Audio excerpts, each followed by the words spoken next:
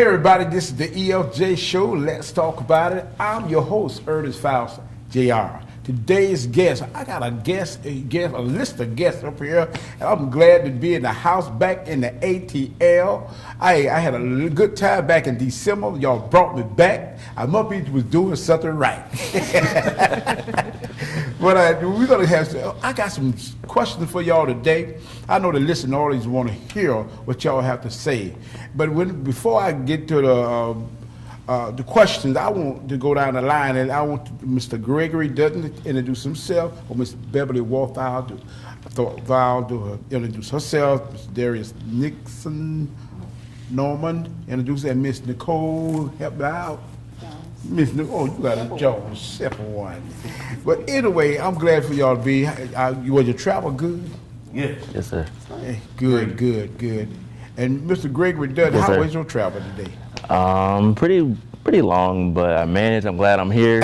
A place I've never been before, outside of Florida. Yeah. I'm glad to be here. Yeah. Glad to be here. I'm glad to have y'all here as my guest.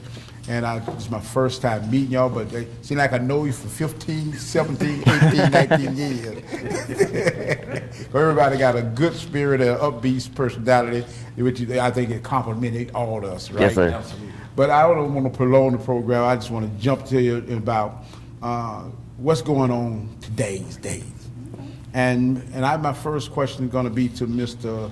Gregorey Dutton III. I want you to tell the listeners a little bit about yourself, then answer the question. What do you think about Mr. Trump? All y'all going to get a chance to ask that same question. My name is Gregorey Dutton. I'm a national wheelchair basketball player and currently a motivational speaker. 26 years old. I was born spina bifida, and I'm using my story to encourage others who have the same disability as me or something similar, or who don't even have a disability, to, no matter what their situation that they're going through, don't let it stop them. If they have a dream they want to achieve, don't let anything that they want to do, don't let anything that they're going through, or no matter what anybody says, stop them from going to the next phase in their life. And as far as Donald Trump, I think... What do you think about Mr. Trump? I don't think he's president material. Why you say that? Honestly, because he's more of a celebrity. He's not a leader he's not somebody to lead a country. He just knows about money. He doesn't know about ordering, making laws and meeting with Congress. He doesn't know anything about that. He just knows the first thing that comes to his mind is money. He knows how to invest in things and make money out of things. He doesn't know how to care for people, let alone a whole country, in my opinion. I think you're on to something. So what they call the millennials? Yes.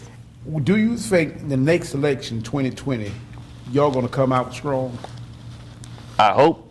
We just have to stand together and come together as one and just stand for what's right. Don't go for something that's known. Trump is known, but he's not. I don't think he's what's right.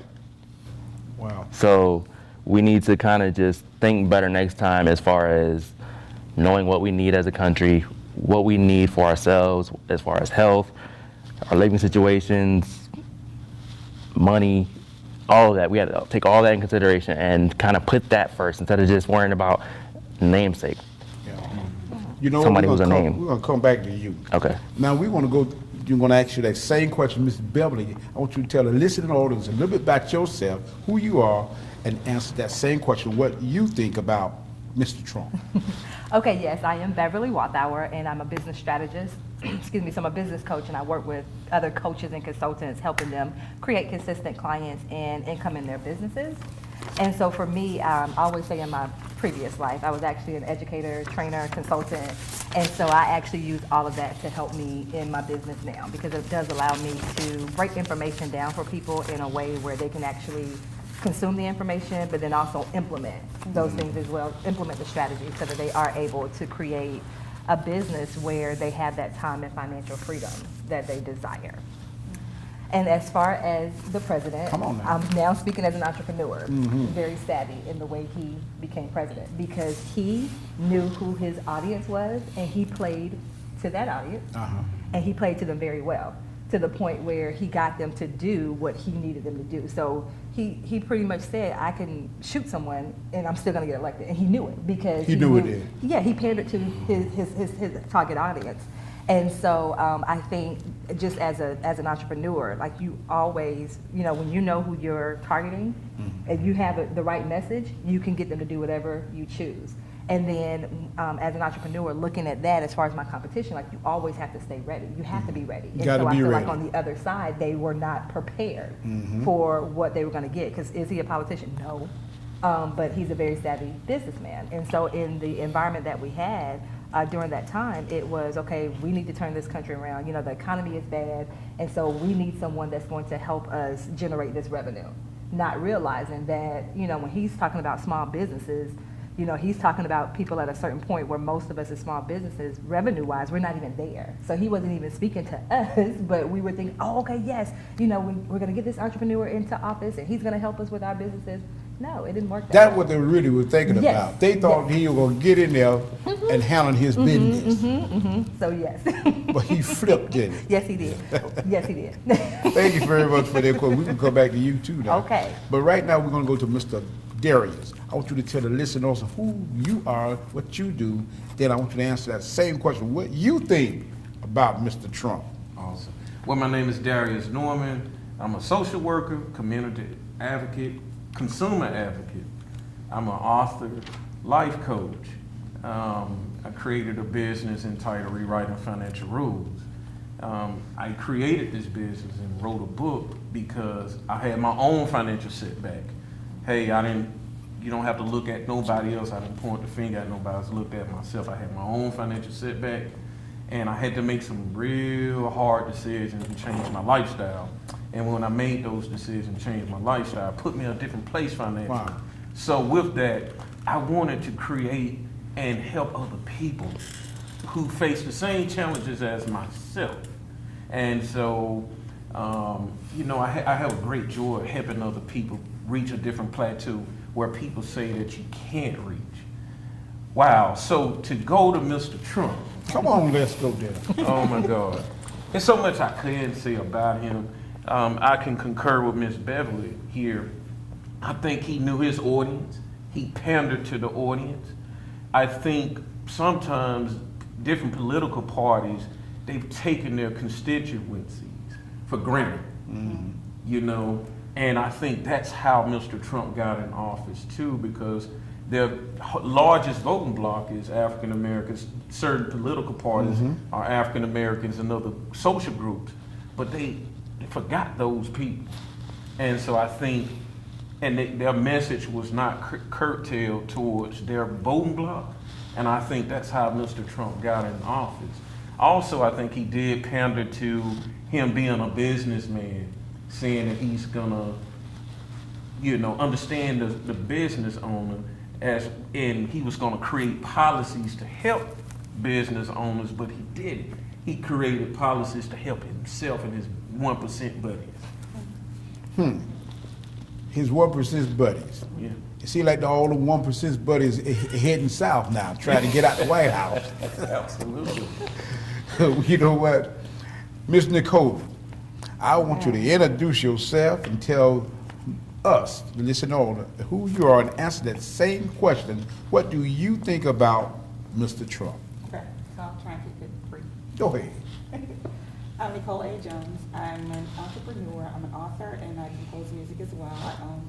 I own N. Jones Enterprise, which also consists of N Pros as well as N. Jones Music. So that's what I do. Regarding President Trump, I would like to first say, as a leader, I try to avoid passing comments about other leaders, because people are always quick to judge your leadership style. They're always quick to say something. But I would say one thing I noted, because I'm a writer. Go ahead. I was thinking about something and I said, any person who rules with an iron fist is destined to destroy anything he or she touches. And so I feel like, if you are a leader who rules with an iron fist, there's a lot that you can't do. You're going to destroy a lot of things, Regarding the president, I would like to formulate my own opinion about him, but I feel like the network, like the news media, they manipulate how they want you to feel about him, and so it's difficult for you to form your own opinion about him. And based on his decisions and everything, you know, you kind of have to look at it on a sheet of paper and say, okay, so here's the history, you know, versus hearing about it. Because if you listen to one network, you hear like, oh my goodness, he's just like the worst person in the world. And then there's another network, you know, who's talking about, you know, he's the best thing since sliced bread, you know, and it's kind of difficult to form your own opinion or get a true assessment of what's going on. Is there no good that he's doing? Like, is he doing nothing positive or progressive? Is everything he's doing bad? Or is everything he's doing all good and he does no wrong? You know, so it's difficult to find like a place who's in the middle, who just report the facts and then let me make my decision regarding it. So that's my opinion. Well, somebody used to say that from Atlanta, I think. He said, sudden just ain't right. That's when something ain't right. Because I truly believe, my name is Ernest Faust JR, host of the EFJ Show. Let's talk about it. And what do I think about Mr. Trump? Well, I'm a saved man, and this how what I think of, like, beep, blah, blah, blah, beep, blah, blah, blah, beep, blah, blah, beep. That's safe too. Yeah, I'll just well, but I just want to thank y'all for giving them answers, them opinions. You know, it's a talk show. And that's what we do. We voice our opinion, and we can say what they want to say, but people do what they want to do. That's the bottom line. And so we could be opinionated, and whatever the case may be, at the end of the story, I got that from you, and Mr. Greg, the people are going to do what they want to do in the White House. But we're going to go to the next question, okay? Tell me, Darius, do you think Kanye West doing a publicity stunt move for his new CD album coming out? I do. And to Why? be honest with you, I think Kanye West is a culture vulture. I think he pimped off the pain of the culture. He used the community. Well, break that down then. Where he utilized the community and the community where he came from to prop him up, the culture of that community, hip hop and everything. Once they propped him up and put him into a certain status, I see this in a lot of entertainers and a lot of hip hop artists. A lot of times we prop them and we make them icons and idols, but once they reach a certain status, dismiss themselves from the culture. And then they tend to say, well, you know, they'll sell us out. And I feel like he's a Hollywood whore, for lack of terms. But you know what, people? We're going to stay tuned. We're going to go on a break, and we'll be back with more of my guests, Mr. Gregory Dutton, III, Ms. Beverly Walthour, Mr. Darius Norman, and Ms. Nicole Jones. We'll be right back with more of the EFJ Show. Let's talk about it.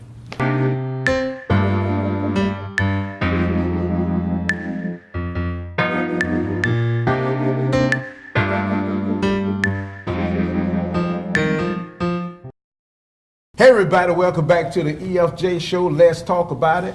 I'm your host, Earnest Faust JR. And I'm glad to be back on the set today with my panel, and they are talking some strong stuff, y'all. Hey, and I told them in my last segment, I want you, don't bag your tongue. I want to hear what you got to say, so speak up. Jay Brown said, say it loud. I'm black and I'm proud. So be proud. Yeah. Welcome back to the EFJ Show, y'all. I'm glad to see y'all back on the show. And, what do you say, Miss Nicole? I'm glad to have you back, Miss Nicole. As a matter of fact, we're going to start with you. Okay. We ended with Mr. Darius making a powerful statement about Kanye West. He's a con artist, and especially when he said it was a choice that the African slaves made back in the day. They had a choice. But did they really have a choice, y'all? Ms. Nicole, what you think about that? He said the slaves back then had a choice. I mean, I understand what he said. I didn't hear what he said, I didn't listen to it. But I can say, based on the response or the reaction, so there's always something you can learn from somebody. There's always something you can learn, right? I do believe Kanye's response or comment gives the appearance that he doesn't interact much with the African American community anymore. And I think it shows the importance of always remaining connected with your culture and your people. You have to go back and reconnect every now and then. And you have to go home every now and then. Go back to the community where you grew up, and just interact and mingle. Otherwise, you'll find yourselves distant, and not able to relate. So, we know that it's not true. There's no need. I have a lot of priorities, so why do I have to get bent out of shape and all my time on that situation? But I use it as an example and say, okay, so Nicole, when you get to where you're going, don't be like that. You always want to remain connected to the Now you talking now. You talking. You always want to remain connected to the people, so you don't forget the struggles of the past. I feel like that's the reason why African Americans are the way they are today. Just because we moved out of the African American communities, we've gotten into diverse communities, and now our children don't know anything about our struggles.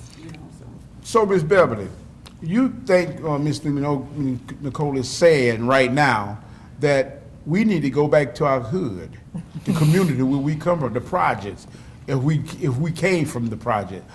But I'm glad where I came from. I came from Harlem Heights, Arcadia. That's a subdivision in Arcadia in the country part. And we had fun growing up, and I'd go back to the community. I'm taking a show back to the community. Wow. And that's so true. What you think about that? How you feel about going back once you made it? I feel, going back in that sense of having that connection, but I also feel like sometimes there's some guilt because you made it.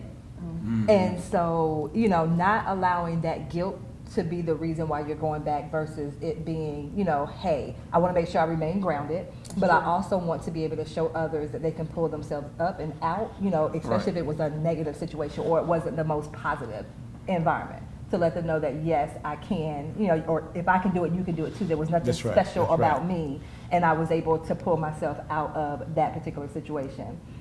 Now, my thoughts on Kanye are probably a little bit different from everyone. Well, go ahead and talk on the panel, hear because I come from a place of, yes, I know he has an album coming out, but definitely that plays a part once he is an entrepreneur. If I have something that I am getting ready to launch, then yes, I want to build up around that before it actually launches. That's just entrepreneurship one-on-one. So you certainly want to do that. But I also sincerely believe, I need to take a step back because I don't know where he was coming from. Of course, just like Nicole said earlier, things are edited, so you never know what was truly said, what was truly meant.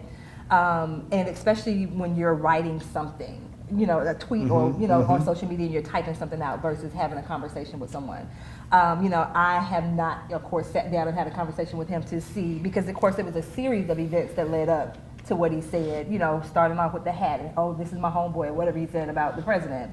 But I also feel like it's a part of him being removed, not even just from his African-American roots, but just removed from society, period. Because when you're in an environment like that, where if you look at his lifestyle, that's not a part of where we're from and where we are. And so for him, he lives in a particular bubble that for him, he may not, when he put that hat on and say, hey, I'm going to put this hat on and now, take it and make it mine, we're going to make it ours and, put the power back and all that stuff. Like really and truly, he could have believed that that's what he was doing, taking something that was negative and twisting it and making it into something positive.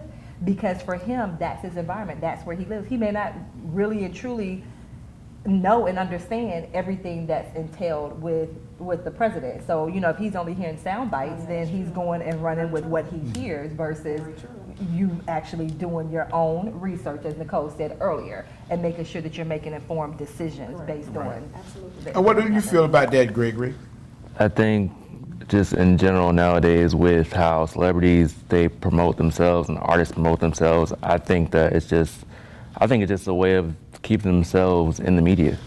keeping themselves on camera, giving themselves face value, and keeping their name out there, because you don't need to get yourself out there in front of a camera every time something happens.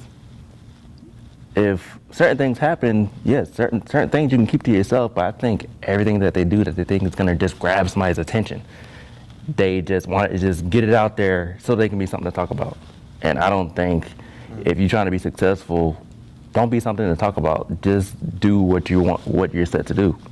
Just do what you... Don't be somebody to just...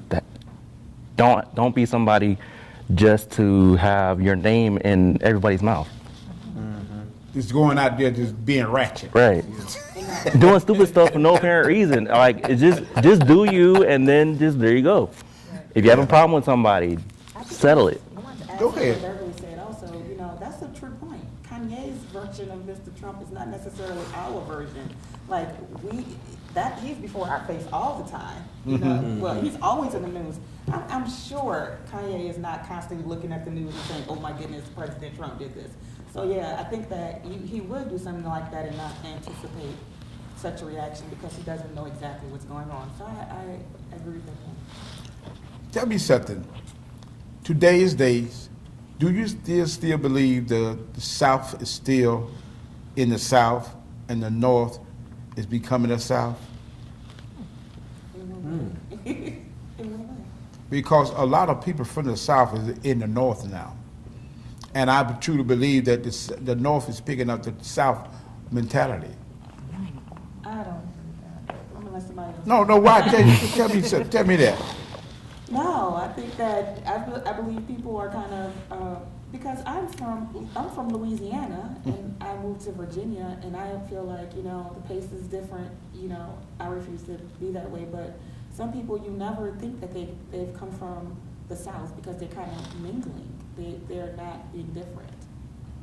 That's my experience. So I just choose to hold on to who I am and my upbringing. So you saying it don't matter where you come from. It's your environment. It's all about who you are. Right. You have to know who you are. Right. That's number one. If not, you'll get mixed up in the environment. You'll just, I want to say you'll become a part of that muddy water. I hate to say that, but That's the Southern. you don't want to. You just have to do something to stand out. Otherwise, you'll mix in with everybody else, and you're not different. And that's in any situation. So you're saying Kanye West is different? I think that he's mingling in with the society in which he lives. So he's not being different would be the person he was, or the character, or whatever he had growing up. I don't know his character or anything like that, but being different in such a society would be like I'm maintaining, my upbringing or whatever. So I just wonder very what his good. mom would think about it. See, that's what I like. I like feedback, and I like aggressive people. I like somebody to bring it. What I'm saying? Don't hold nothing back, please don't. Right.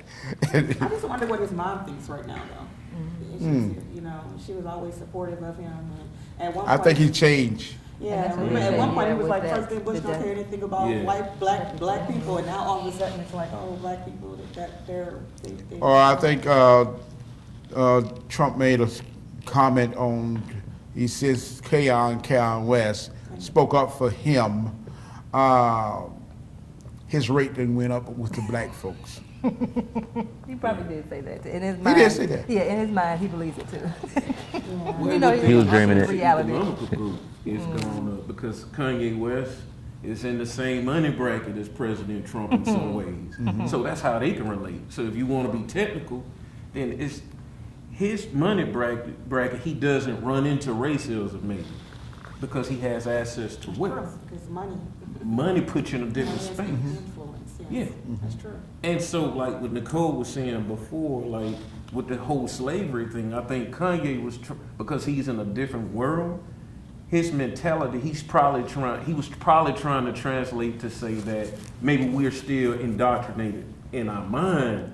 But what about all the struggle that we had to go through from the Rosa Parks to the Dr. Martin Luther King, Megan Everett, all these people died and made a difference, bloodshed, made the marches, and he don't know his history? Well, see, but he's been separated from it, like we were all saying on this panel.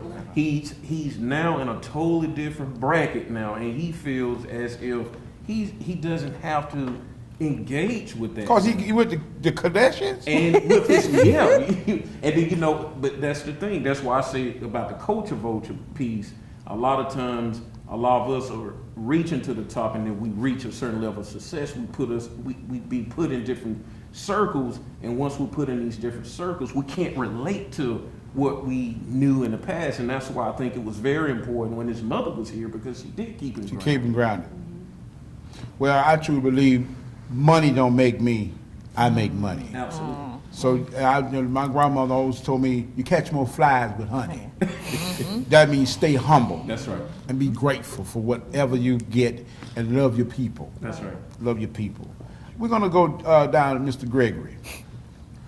Mr. Gregorey, Yes, sir. do you believe Snoop Dogg is saved? Did he truly give his life to Christ, or you think he just doing it? Again, I go back to I said earlier, I think certain things that celebrities, what they say when they voice that they're doing, certain things, keep to yourself. If you say you're saved, if you want to be, if you let it be shown, let it be shown. Don't go around saying, oh yeah, I'm saved. Don't let your light speak for itself. Right. Say, Let this your is the actions light of show. mine, I'm gonna let it shine. Right. Don't be so wordy and don't be so verbal all the time, or verbal all the time. Just walk the walk. Don't run your mouth so much. So he ain't got to walk around with a 10-gallon Bible. Right. just be yourself. Yeah. It's natural. Yeah. What you think about that, Miss Beverly? Yeah, well, as a Christian, this is the one thing that I struggle with, because he put out a gospel album, and that was the And he's doing well, controversy, too, and y'all. had a lot of gospel greats on his album. And my thing is, first of all, as a Christian, it should be about your relationship with Christ. That's right. And so for us to judge him, his lifestyle or whatever it is, like the church is for those people that are sick. And so to not encourage someone, if that's what he wants to do and that's where he is at this place in his life, who are we to judge and say, well, wait a minute, remember, you had the Chronic album, you had this. Everybody has a past. Everybody can Period. pass. That's right. Absolutely. So that's what bothers me about the Christian community, when we have those kinds of judgments like that on people that are making those transitions. What you feel about that, Darius? Well, I concur with Miss Beverly. I think that Snoop, by him doing it, it's a creative way, and I think it's God's way of. Hey everybody, this is the EFJ Show. Let's talk about it. I'm your host, Earnest Faust JR. I want to say thank you, my guests, for coming from near and far. I want to thank Miss Nicole Jones, Darius Norman, Miss Beverly Walthour, and Mr. Gregory Dutton III for coming away from way to be on my show up in Atlanta. Thank you very much, and next time we'll do it right and have the right time in the right place. But thank you, people. And this is the EFJ Show. Let's talk about it. And I truly believe that God is real. Be blessed.